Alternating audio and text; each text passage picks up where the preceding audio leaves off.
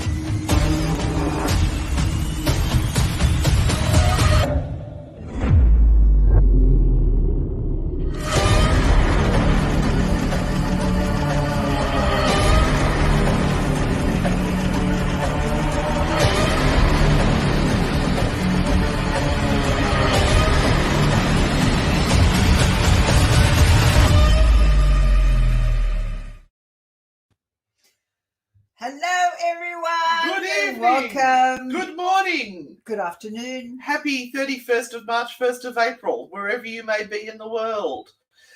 Welcome to Frightfully Good Stories with myself, Anne Renata, and Renata Daniel.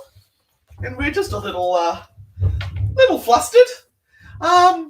Here in Australia, it is April Fool's Day, and I just had a phone call from my son, and I kept going, yeah, April Fool's, very funny, ha, ha, ha, ha. They've been trying to get married since September last year due to COVID. Their first wedding was cancelled because the whole of Australia was in lockdown. Then their second wedding was cancelled because the bride got COVID. Now they've moved the wedding till tomorrow, and he's just messaged me and said his housemate has COVID and the wedding is back off, and I leave for England with her on Monday. So I'm probably not going to get to see my son get married. But that's okay, as long as they get married. Oh, hi, Bon from New Zealand, Bonzan. Hello, Bonzan. What an awesome name. Isn't it interesting, Mark? As we get older, we do stop to give a damn what other people think about us. I have noticed that. Have you noticed that? What? As we get older, yes. Mark said, I'm old enough not to care what others think.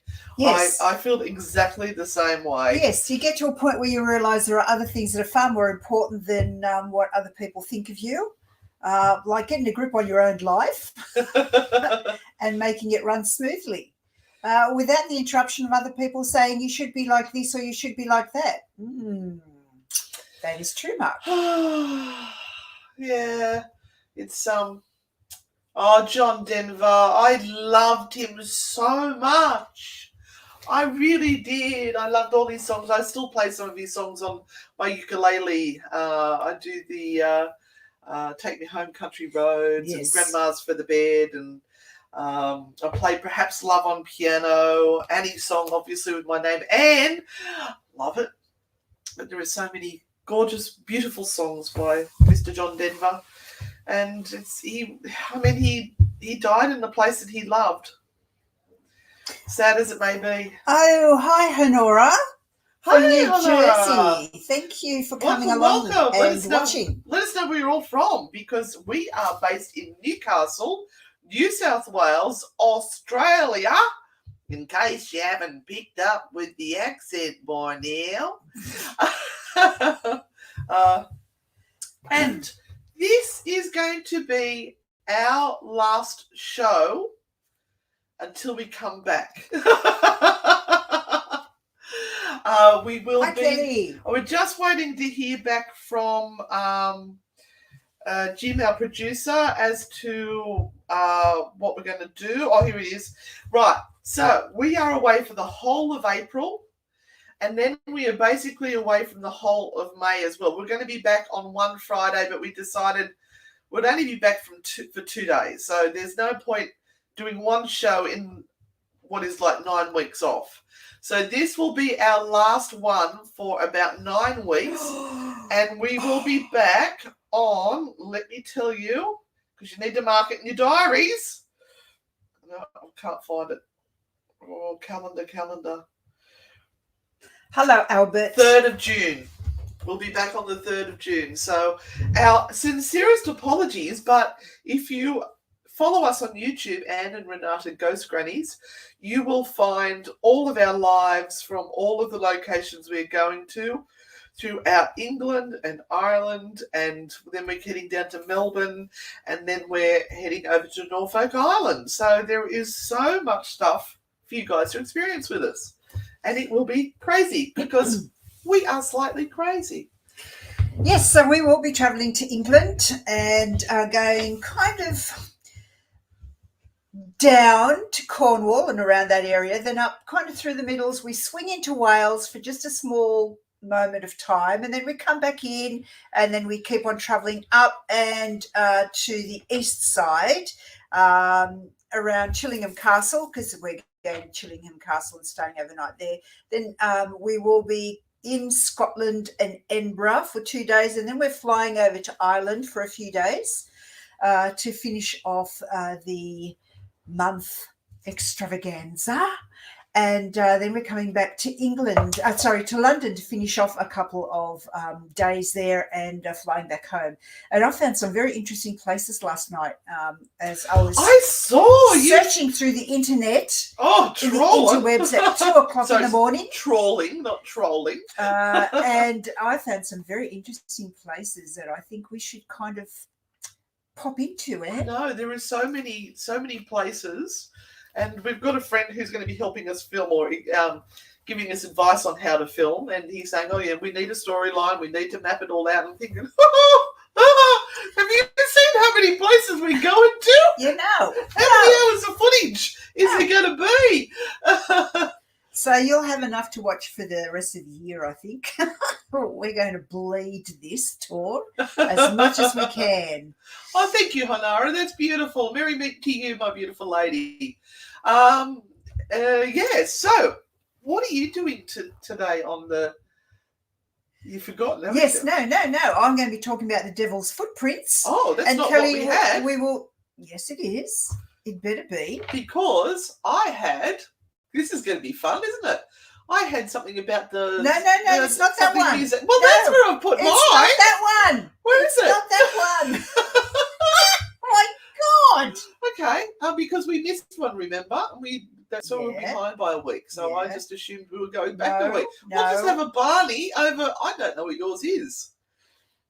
Okay. I did put it up yesterday. All right. Okay. I'm looking.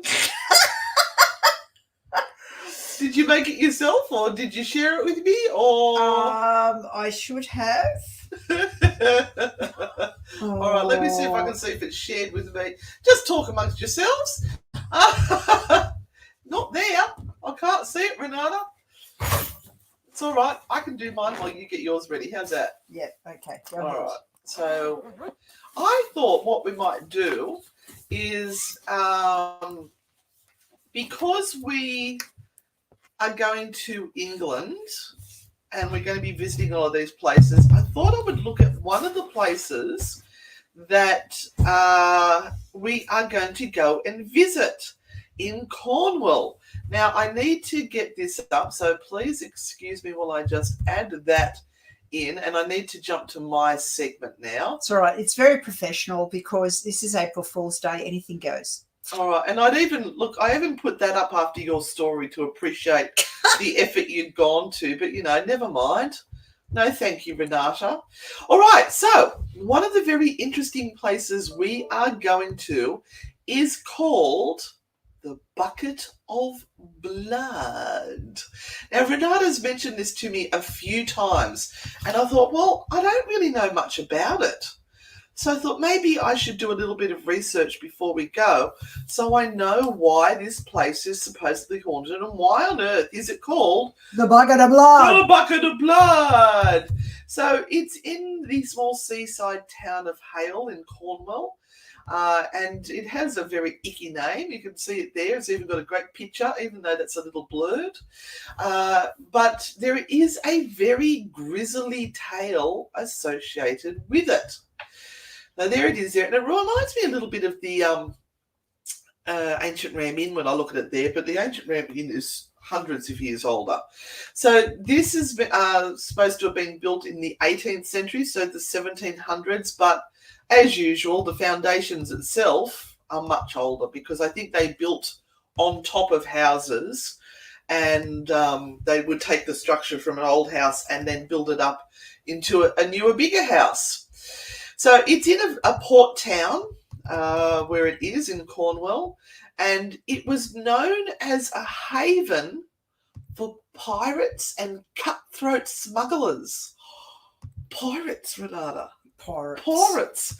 So that is where we are going. Now, the pub used to be a favourite place to have a drink before heading back out to sea, or there might have been other nefarious little things happening within the pub, a few transactions that may have gone ahead. So, of course, everyone has wondered how on earth did it come up with the name The Bucket of Blood? So the story that they've all sort of agreed on is that, according to the legend, there was a landlord that went out to the well to fetch a bucket of fresh water. When he pulled the bucket up, guess what? It was full of blood. Hence the name, The Bucket of Blood. Bucket of Blood. All right, so he said it was filled with a crimson fluid, and obviously it wasn't thick, but it was watery blood.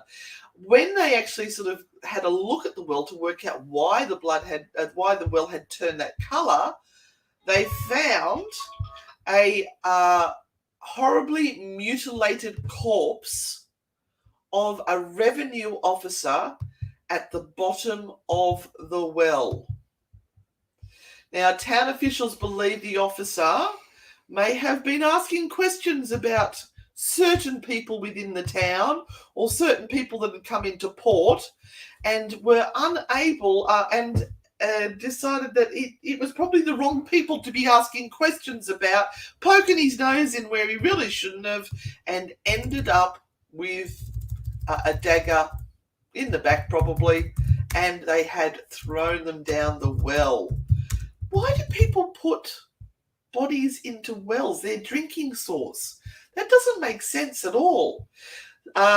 So they found, you wonder how long they've been pulling water out of that well before they realised there was a body in it. Ugh. It's a bit like that Elise Lamb story at the hotel in LA. Yeah. Ooh. Horrible. What is that iron taste I can taste? Tastes a little bit off. Bit maggoty. Ugh. All right. So, look, they have no proof that this is what it is.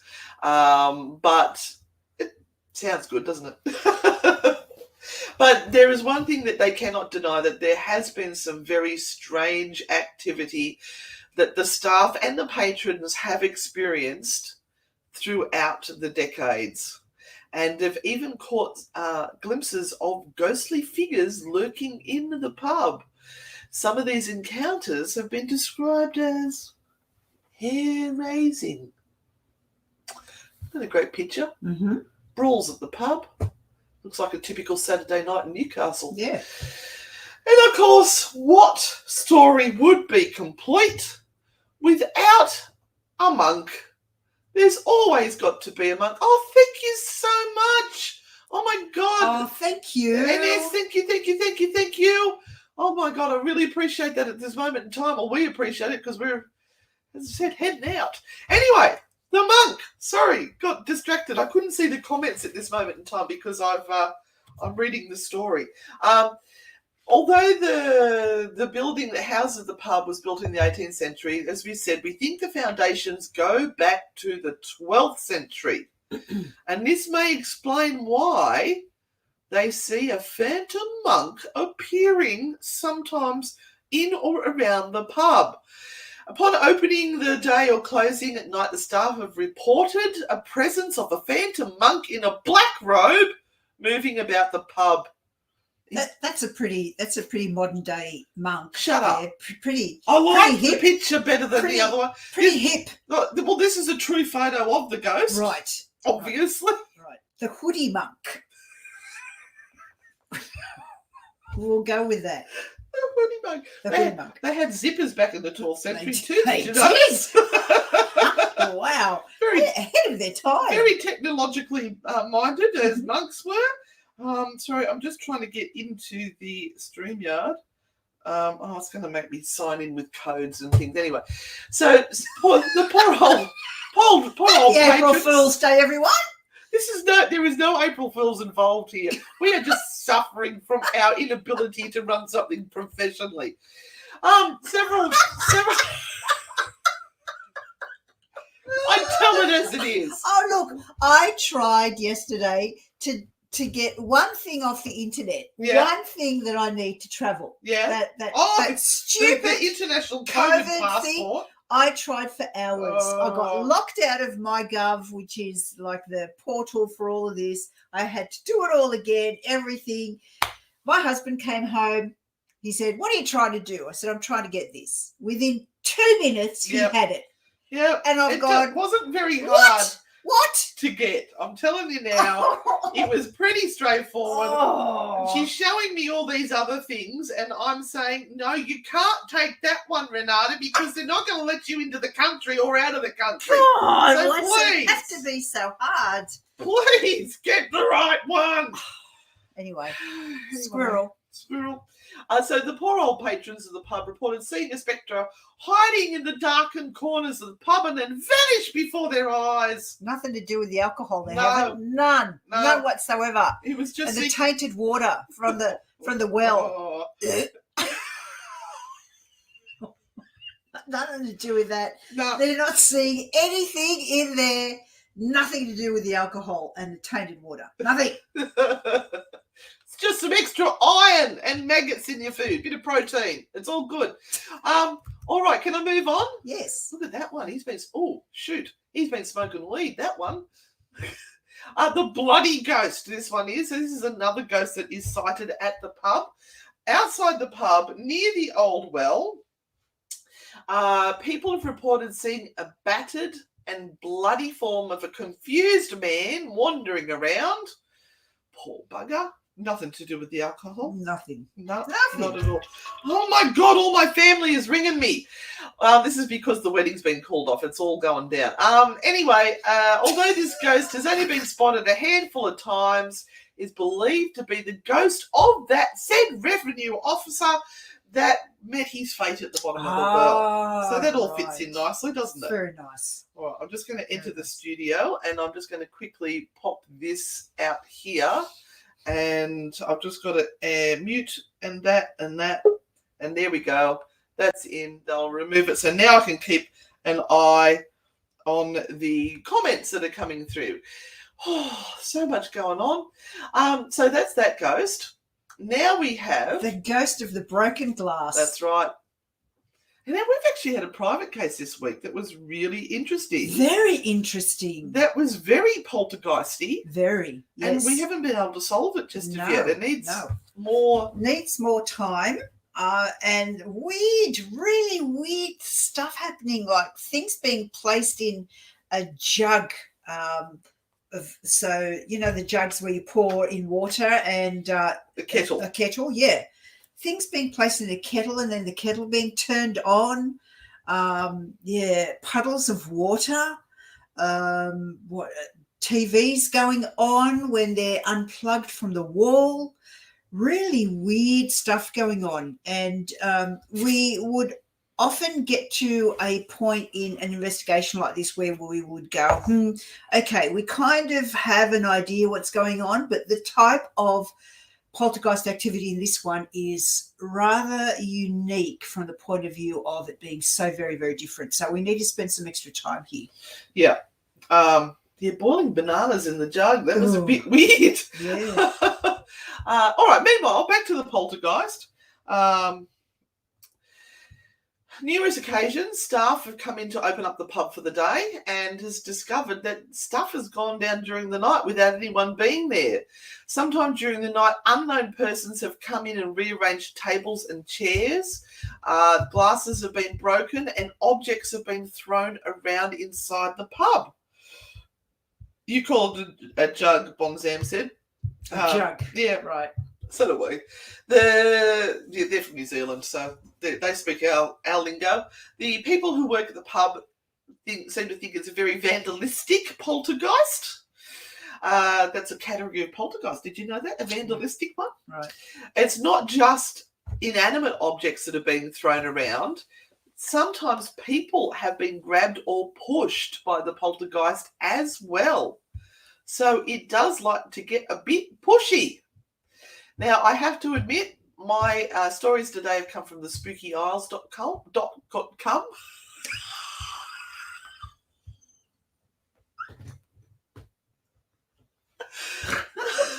I don't know about that site. I haven't been onto that one. Yeah, that's the one you get warned about going on.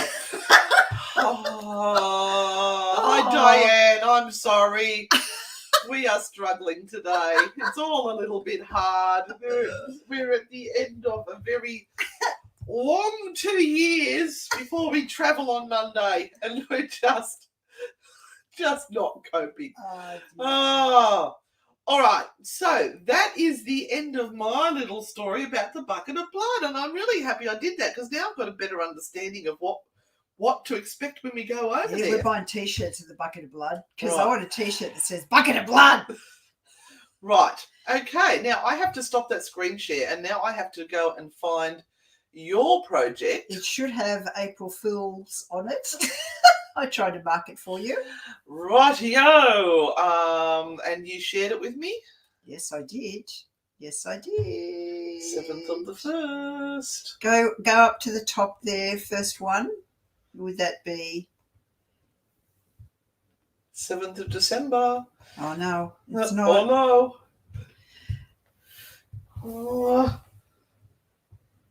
Renata, would you mind talking to people? We've got a family crisis going on about a wedding. I need to go and deal with this. Goodness gracious me, people. Well, here you are. When all things are happening, dear old Anne and her family are in an absolute dither at the moment because they were supposed to have a wedding tomorrow. But it so happens that the groomsman is unwell. He has found out he has COVID, and he actually shares a place with the upcoming groom, who now it looks like they may have to isolate. And that means that the wedding is probably off, which is horrendous because this is the third time they've tried to do this in a COVID situation. And we're all supposed to be fairly clear of COVID here in Australia. Everyone isn't wearing masks anymore, and we've got to a point where everyone was forgetting about it. And now all of a sudden, well, there are huge reminders everywhere because people are getting ill. Maybe the same thing is happening around where you live. Let me know. I have been left to play on my own. Oh, isn't that nice? So we are, going over to England on Monday, so in a couple of days, and we are going to be travelling through, and we were asked this question early on, through a number of different places in England and Wales and Scotland and Ireland, and we are trying to follow a route that takes us across and through as many haunted sites and as many haunted places as we can possibly get to. And we're going to be trying to travel through places that we have also done podcasts on. So if you go to the True Hauntings podcast on Spotify and iTunes, you will find that we've done just over 60 episodes, and we've got a handful that we have done over in England and Ireland, and we're going to be trying to visit some of those places. Yeah, all over the whole thing, COVID in the States too. Yeah, it's going on and on. And there's nothing stopping this. So hi, Suzanne from San Diego. But one of the most interesting things we're going to be doing while we are overseas and over in England is we're going to be doing a very naughty road trip. And we found this book, Rude Britain, and it has some very interesting names of places. And these names go back a couple of hundred years. And we found this to be rather interesting and quaint. And we thought that we would do this as a bit of a joke, make it funny, and share this trip with you. So we will be going to a number of really interesting places, even just to stop and take a photograph of the town name or the place name and share it with you. And we found that a lot of people actually do this. It's not just us. We just found this literally 6 months ago and have been focusing on it and going, this will be fun. But people tend to do this a lot. And so you have places like, for example, Ugly, or you have places like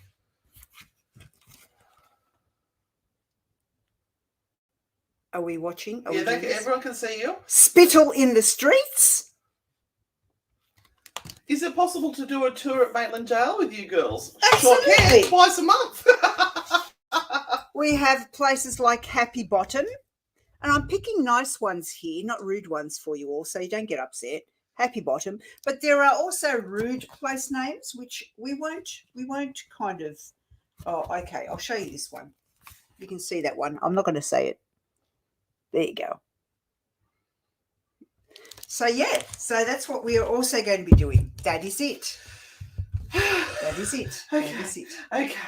All right. She's stretched well. We are so professional. I'm just getting the presenter's view up. Do you want to show them one more while I just get this finalised? Yes, absolutely.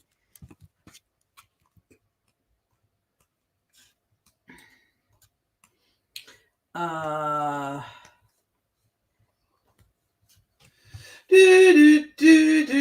trying to find a good one. Oh my God, I can't even find where StreamYard's gone.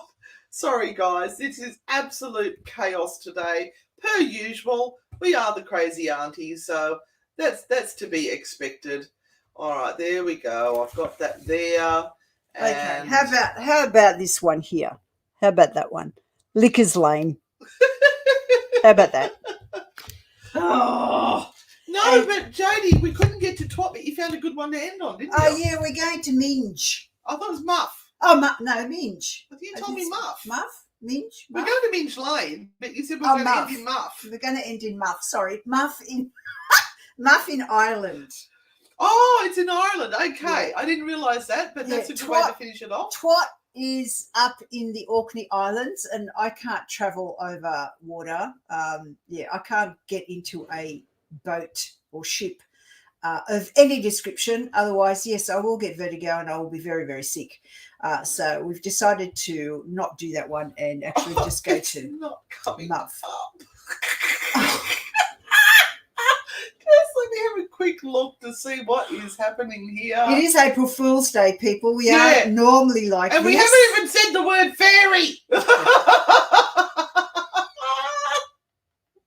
No, it's pooped itself. It's pooped itself.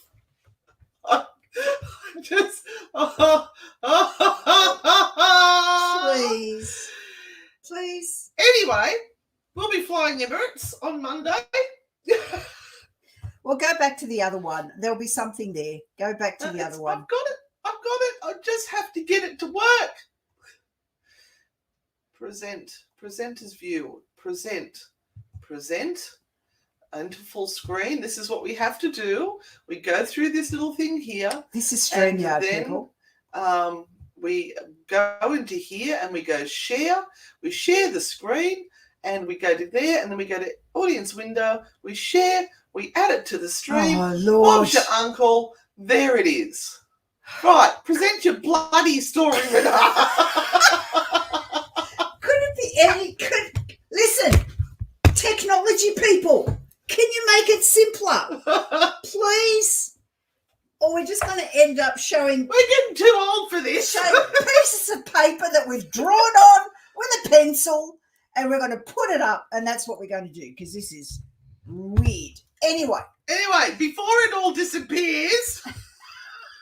we are presenting the Devil's Footprints. Are you still there, people? Are you there? Have you let us fallen know. asleep yet? So something strange. In the neighbourhood. Who are you going to call? Anne and Renata. So, oh, God. Oh, God. Something strange happened 165 years ago. Well, something strange happened right now in this room. Anyway, snow fell across the country during the night of February the 8th, 1855. And the next morning, people in Devon and Dorset woke to find peculiar hoof-like marks in the snow. The marks measured about 3 inches wide and were 8 inches apart. They looked as though they had been made by a cloven hoof. Well, you know what that means. Goat. Apparently from a biped creature. The prints were left on many objects, haystacks, roofs, walls, and much more for more than 100 miles across the countryside. Ooh. Can you imagine what that would have done to the people in that country? Ooh. And this Dirty Music seems to think we're on very special coffee and they'd all like a serve of whatever it is we're having. We don't laugh, we cry. Honestly. Oh, my God. Oh, trust me, Audrey, there is nothing she can take that will deal with her seasickness. Nothing. No, absolutely she nothing. lays on the ground and screams until they knock her unconscious, and that's it. Do. It's a total embarrassment. You don't want to take me anywhere. And I literally, I asked them to kill me. Actually, it's happened before. They had to lock me down. I did one cruise just once on a Russian ship, and it was going from Sydney to Newcastle. So I was going up the coast. It was only like 2 hours or 3 hours, whatever it was. I got so sick the moment we got out of the heads in Sydney that they had to try and find a place for me. When I was going to throw up, I was literally pushing people out of the road, pushing them out of the road to get to the toilet to throw up. And then I was yelling so loudly that they actually had to find a cabin to lock me downstairs so they couldn't hear me screaming, "Kill me! Get me off!" And I'm not prepared to ruin my experience on the ferry crossing to put up with that. Oh, my God. Just saying, it's all about me, not her. So, I would quite happily lock her in the car with a vomit bag and just go up on deck and enjoy myself. Oh, God. Nah. No. It's terrible. So this is actually a picture of where these footprints were found in this area here, which is the Essex estuary. We'll get back to this. So the Times reported the mysterious event in some detail. It said a vast number of foot tracks of a most strange and mysterious description were found. The superstitious go so far as to believe that they are the marks of Satan himself. It looks like a pitchforky type of thing, doesn't it? Someone's gone along with a pitchfork and done it. It does. That's very... very even, isn't it? Very weird, isn't it? Yes. Now, this is a real story. This is all over the papers, and this is a copy of one of the papers that was out at the time reporting this story later on when they talked about it. And these are real demons here, by the way. They stood for a moment for me to take a photo of them. This is kind of ours, this one here on this side. Yeah. It looks a bit like my husband anyway. It does. I've never seen him in tidy whities, though. Bit buff. February Is that a bum 1855. leg on that side there? Oh, I don't know.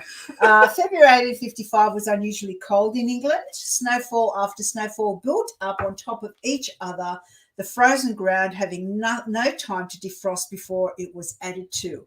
On the night of either February 8th or 9th, there was a particularly heavy snowfall, and the people of the Exe estuary in East Devon and South Devon apparently awoke to find a series of mysterious hoof-like marks in the snow, measuring around 4 inches long and 3 inches across each. So this is a little bit different here in what it's reporting.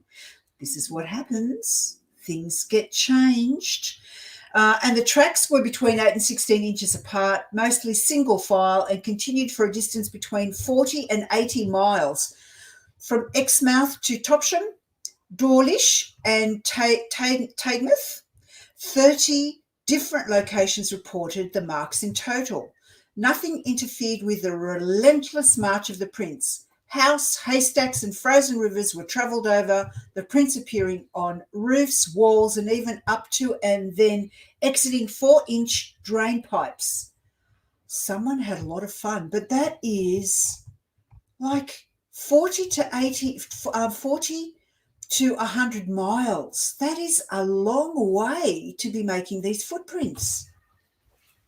So here is kind of a scale showing what these footprints look like. And is that like a horseshoe? Looks a bit like a horseshoe, doesn't it?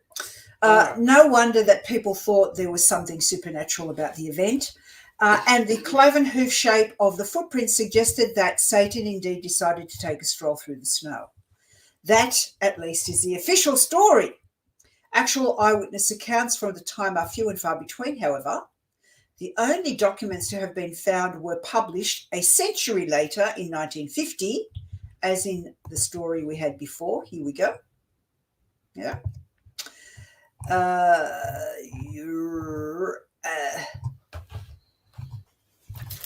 After an article in the Transactions of the Devonshire Association asked for information about the event. This helped unearth a collection of papers belonging to Reverend H.T. Ellacombe, the vicar of Clist Street, George, in the 1850s, including letters sent to the vicar from his friends, a letter to the Illustrated London News marked not for publication, and several tracings of the alleged footprints. So was it all created to bring the devil back into the society? Yeah, the fear of the evildoers again. Yep. Drive them all back. So with no hard information from the time available and, of course, no photographic evidence, it is impossible to know exactly what really happened that night. Not that it hasn't led to assorted theories, none of which seem much more plausible than the idea that they were left by Satan. Doubts as to the validity of the story includes questions about whether the tracks really did extend as far as claimed. It would, after all, be quite a task to follow the prints for such a length and over buildings and during heavy snowfall. How accurate the descriptions of them were, and if they actually took the relentless route claimed. That looks like my husband dancing at the club. Yeah. That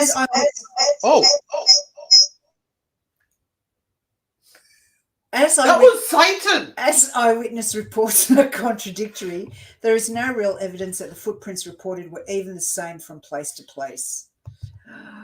Now, researcher Mike Dash, author of The Devil's Hoof Marks Oh, hello. from 1944, has claimed that the footprints came... Dash is very dashing. Yes, he is. Has claimed that the footprints came from various sources, including hoaxes, though this requires the hoaxers to be aware of the mystery appearing elsewhere and to act remarkably quickly. That is true. Remember, we're looking at the 1850s, so there'd be no way you could get around with, say, a mobile phone and tell people, we're doing these footprints, can you come and help us? Don't be like Satan. Take your Ugg boots to the UK, says Jodie. Yes. Donkeys could have done it, ponies, even wood mice. Oh, God, they'd have to be big. They're big, bloody wood mice. The marks How left big by are your those wood mice over there? hopping rodents allegedly resembling the marks as described. But as in many such cases, the rationale, explanations for the mystery seem no more plausible than the supernatural ones. So modern researchers like Dash, after all, weren't there. They haven't been able to talk to any eyewitnesses. Sorry, their theories are just that, theories.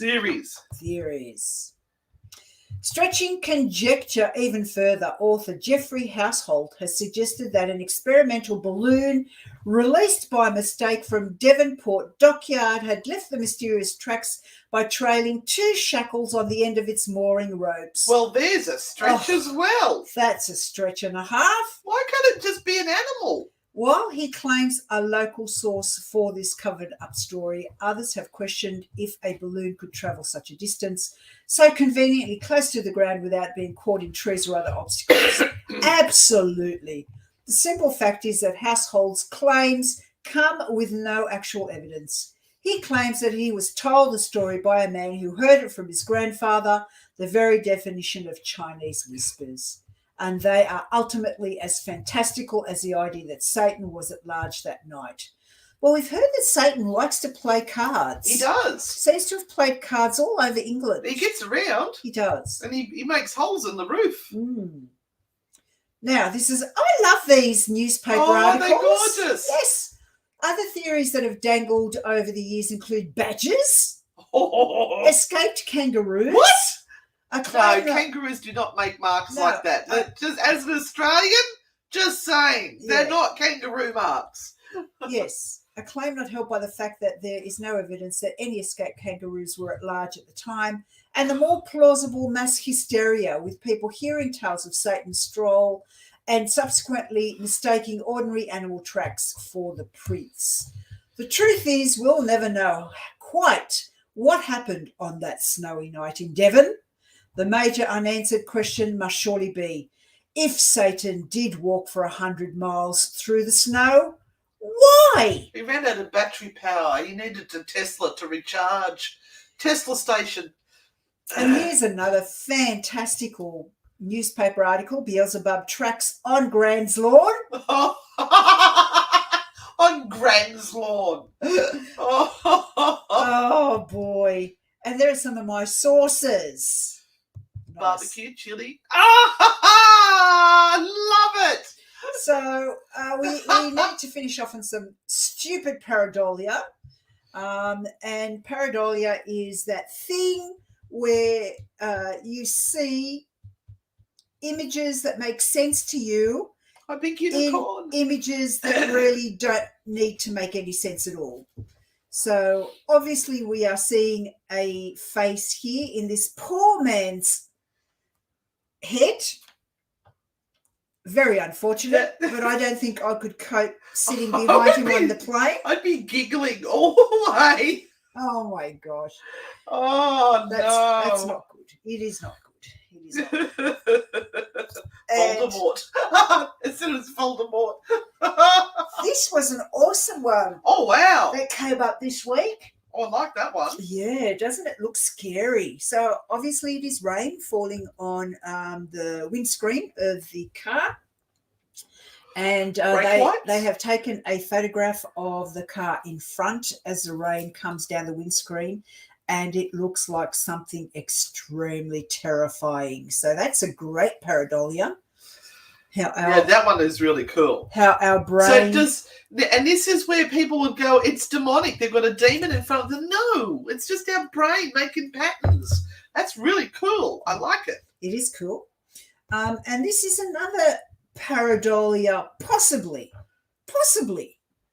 because it is in stormy and rainy weather. We have, first of all, a blurred and unclear photograph, which allows our eyes then to try and fill in the gaps, fill in the things that we're not really seeing sharply, and make an assumption that that is possibly a female figure standing there when it actually might be something else completely. So as you see on the left-hand side of this lighthouse here, there is some form of fencing or something to the left-hand side of that walkway area, which could possibly be from a kind of point of view of, if it is windy, you don't bloody well fall off it, right? Now, if you look at the height on the right-hand side, it looks fairly similar in height. There is something else that sits on top of it that is darker. What that might be, unknown, but does it look like the figure of a person? I reckon it's a bird taking shelter whatever it is that's there. Mm. I used to live up next to a lighthouse, and I know that they have a lot of like weather stations and precipitation measurement devices around the lighthouse and the signal station. I lived on an island called Nobbies, hence the reason why I'm slightly strange. And yeah, so I know that at the lighthouses they have that sort of thing out in that area. Mm. So it could be a shag sitting there. It's a very precarious place to be standing. Yeah. If you were standing there in weather like that, with nothing to hold on to. So, but it's a very interesting photograph because people have talked about this for quite some time. Also, Zena wants to point out that cannot be a true pareidolia photo because there is no red hoop around it. Well, that is true. So it is. That is absolutely true. We know that if there is no hoop, then it is not right. So thank you for watching. Thank you for having to put up with the trauma and the drama of today. Yet again. We never fail, do we? I'll just remove that one, and I'll remove that one, and we're back. All right. Yeah, it looks very much like the classic lady in white in their white nightie. That is true. And this is true that there are a lot of lighthouses that are haunted. I know that Nobby's Island, where I used to live, was haunted because it actually used to be the female convict prison for the wayward women who were just tempting all those men who couldn't keep their wandering willies in their pants. So they're all put out on the island, weren't they? Well, the women were notorious in Newcastle because there was nothing for women to do, really, other than be housemaids or work with sewing clothing for the prisoners. And they avoided having women here for the first few years. And then the men here started to do naughty things. And so they thought, we better bring some women in because to relieve their tension. It's just not going to be right. It's not going to work. Plus, the men were complaining that their wives weren't here. So they started to bring the women into... That happened at Norfolk Island too. Yeah, they started to bring the women into Newcastle. Thanks, Jody. And the problem was that the women had nothing to do. So when they made a fuss and were scallywags, they were placed onto the island, which wasn't connected to the mainland of Newcastle at the moment. It was literally an island. And they were given clothes to sew, and that was about it. And it wasn't a nice place because there was nothing for them to do there either. Renata, are you losing weight? Because your T-shirt's just about falling off you there. Sorry. It's a big T-shirt. She's doing the sexy shoulders. It's a big T-shirt.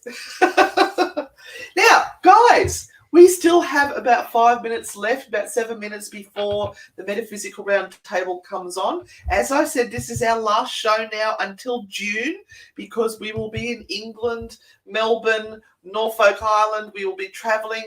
There'll be loads of content going up onto our YouTube channel. Make sure you've joined our Facebook group as well, Anne and Renata Frightfully Good, and YouTube, which is Anne and Renata Ghost Grannies. That hovers between ghost hunters and ghost grannies, depending on what's trending at the moment. Renata loves ghost grannies, but it's getting views on the video, so we have to go with what's working. Any questions for us? Yes, Meg, we will be in Melbourne running a workshop alongside of the Old Geelong Jail. They have booked us to come in with them on, was it May? I'll give you the dates. May the 14th. So we'll be doing a paranormal investigation with the team there at Old Geelong Jail. Then on Sunday, the 15th of May, we have got workshops, which are ghost hunting, introduction to ghost hunting or ghost hunting 101, and also psychic development with Renata. And then that night we will be doing our tarot show, Messages from Spirit. So yeah, find out all about that at Old Geelong Jail, or what's it, the Oh, they've got it up everywhere on some of the tourism sites. Oh, really? For the area, yes, absolutely. Oh, What to do in Geelong, and yeah, it's everywhere. all right. Well, just type in old Geelong Jail, Anne and Renata, and you can probably find it. I'll give that a crack right now, and I might be able to put a link up. But does anyone have any questions about our trip or anything like that? Old Geelong Jail. I don't know how they spell it there. Not with an I know that. There it is. A frightfully good weekend with Anne and Renata. There it is. I'll copy that and I'll pop it into there. Having trouble getting. Oh, that's not what I was expecting. Sorry, it's this Linux Windows are driving me nuts. Paste and send. There you go, guys. And thank you, Jessica. Welcome to the craziness of the two of us. Where are you from? Be safe for the trip. Hope nothing follows you home. Only if they want to come and work with us, because we can put them to work at Maitland Jail or somewhere like that. Oh, yeah. If someone could be a PA for us and we don't have to handle all of this, that would be awesome. Oh, thank you so much. Oh, look, and if you want to see two old ladies trying really hard to stay awake for the next month, just follow us, because it is going to be a crazy, crazy trip. Absolutely crazy. So lots of fun, and we will be taking you everywhere. Oh, we are going to Chillingham Castle, as we mentioned. And there's a little bit of a story about Chillingham Castle and the torture chamber and what we're going to be doing there. So that's got you going, hasn't it? Oh, you're from Florida. Oh, cool. Hey, Jessica. Oh, very warm, actually. A bit warm and muggy. I've been to Florida.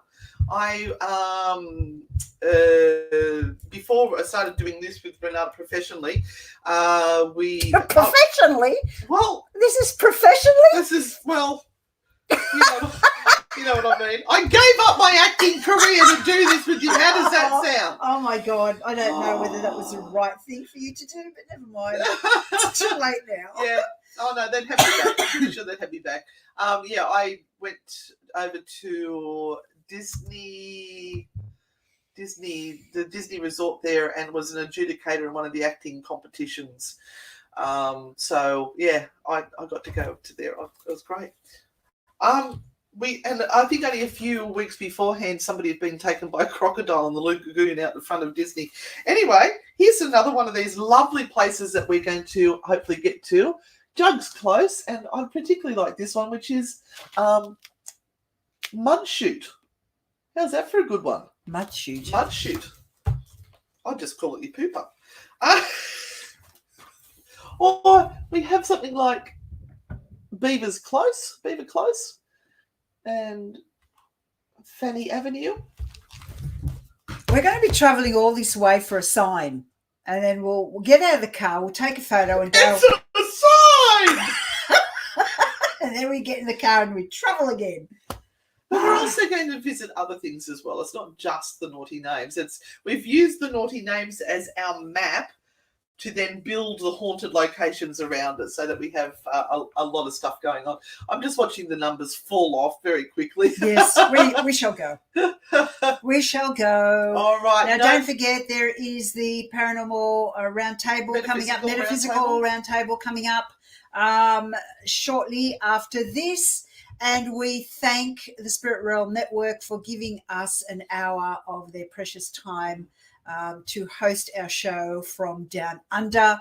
And like we said, please jump on our socials, and please follow our journey over the next 2 months, because the first month will be overseas, and then the second month we are in Melbourne, in Victoria, and then we are in Norfolk Island, and they are awesome sites, and you will want to see them.